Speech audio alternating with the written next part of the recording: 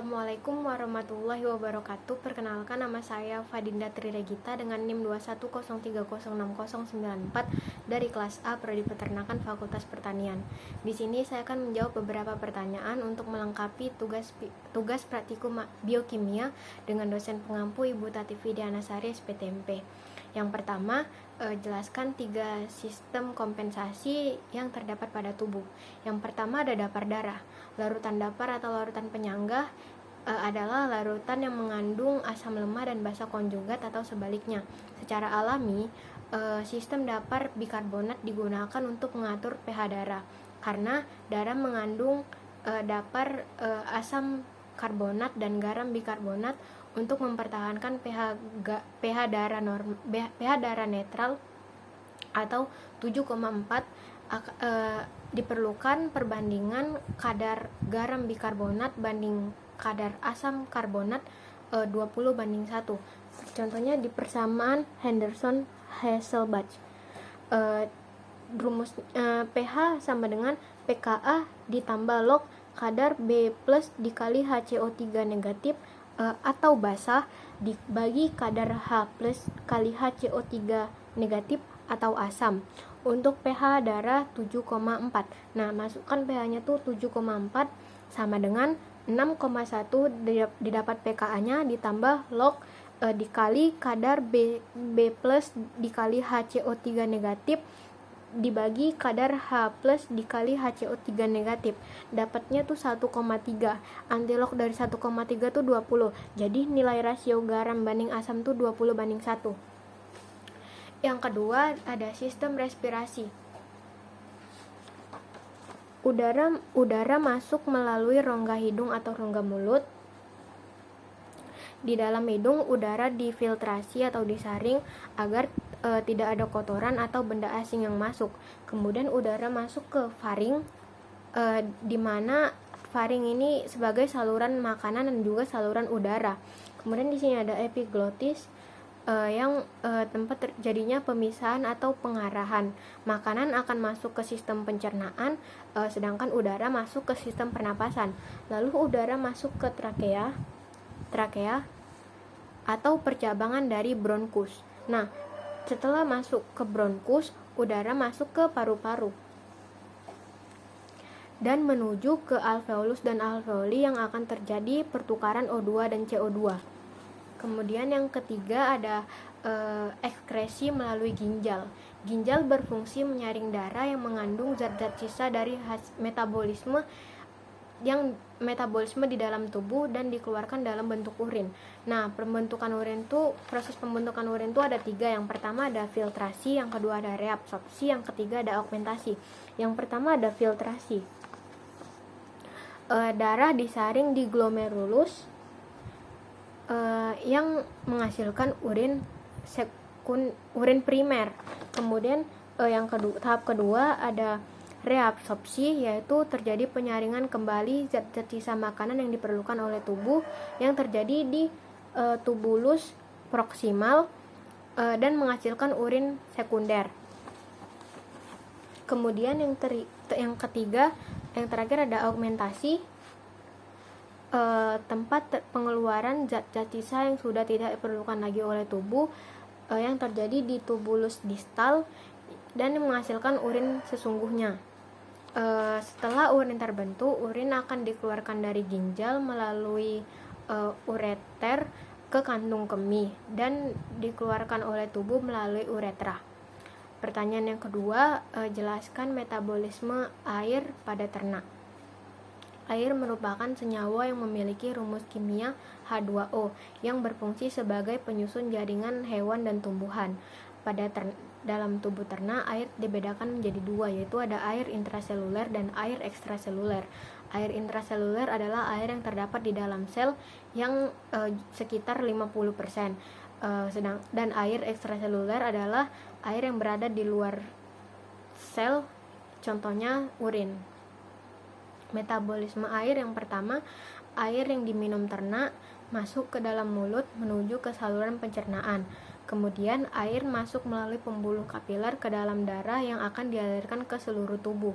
Kemudian air membantu jantung memompa air membantu jantung memompa darah ke seluruh tubuh.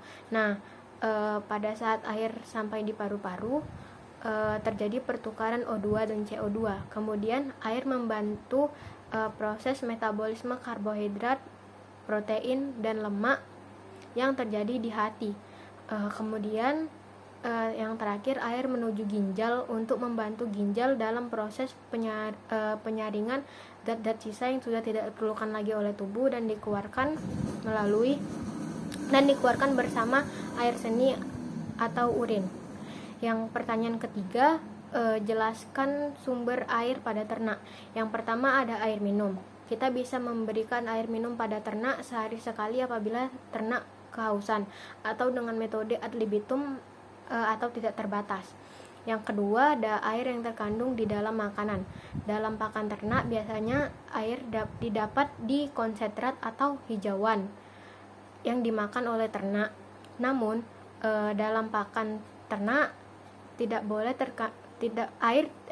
namun dalam pakan ternak tidak boleh terlalu banyak mengandung air, karena bisa membuat mikroorganisme hidup dan dapat menyebabkan kematian pada ternak tersebut. Yang ketiga, air metabolik. Air yang didapat dari hasil oksidasi makanan dan sintesa dari molekul yang kompleks dalam tubuh. Pertanyaan yang keempat, jelaskan cara menghitung air metabolik. Contoh, jika bahan pakan mengandung karbohidrat 55%, protein 10%, dan lemak 20%. Hitunglah jumlah air metabolik yang dihasilkan dari 100 gram makanan tersebut. Nah, dapat dilihat zat-zat makanan ada karbohidrat, protein, dan lemak. Air metabolik hasil oksidasi itu 60, 42, dan 100.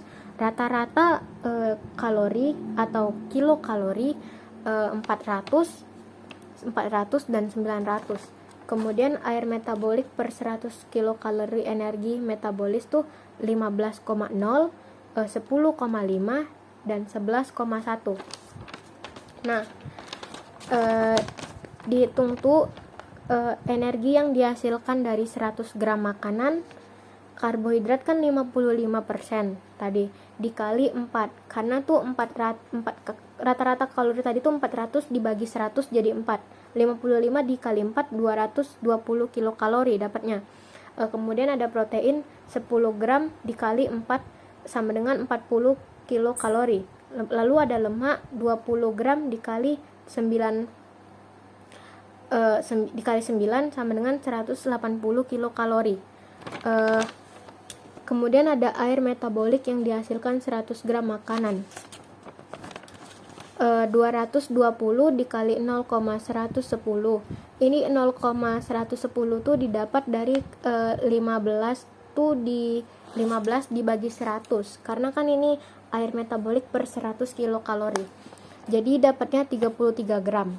Kemudian ada 40 dikali 0,105 sama dengan 4 gram.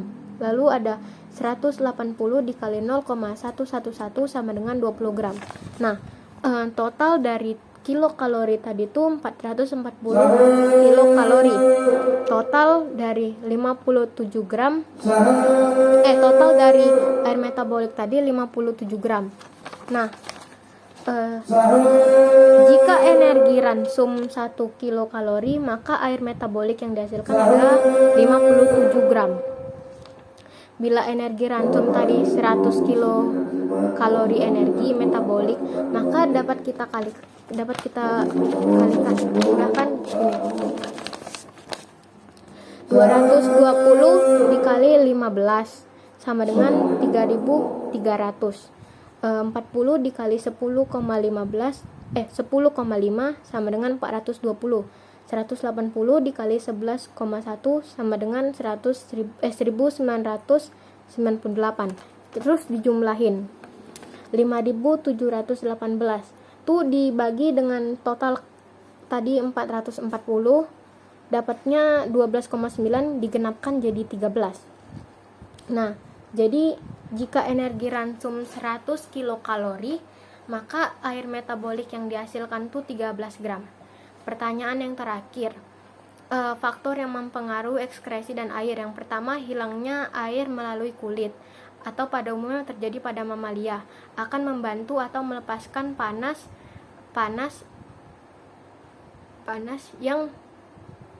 untuk mengatur temperatur tubuh. Jumlah air yang hilang melalui kulit akan meningkat dengan meningkatnya aktivitas fisik dan temperatur lingkungan. Yang kedua, hilangnya air melalui ginjal atau urin. Pada proses ini terdapat banyak faktor. Salah satunya pakan yang mengandung protein dan mineral yang tinggi dapat meningkatkan banyaknya air yang keluar melalui kencing. Yang ketiga, hilangnya air dari pernapasan yang biasanya terjadi pada hilangnya air melalui pernapasan, biasanya 40% terjadi pada unggas. Dan yang keempat ada hilangnya air melalui pakan. Bentuk pakan dan susunan pakan mempunyai pengaruh nyata. Contoh, pakan yang mengandung serat mempunyai sifat pencahar yang dapat menyebabkan hilangnya air bersama dengan feses. Ekskresi sapi lebih basah dari ekskresi kambing. Demikian penjelasan dari saya. Bila ada kesalahan kata saya mohon maaf. Assalamualaikum warahmatullahi wabarakatuh.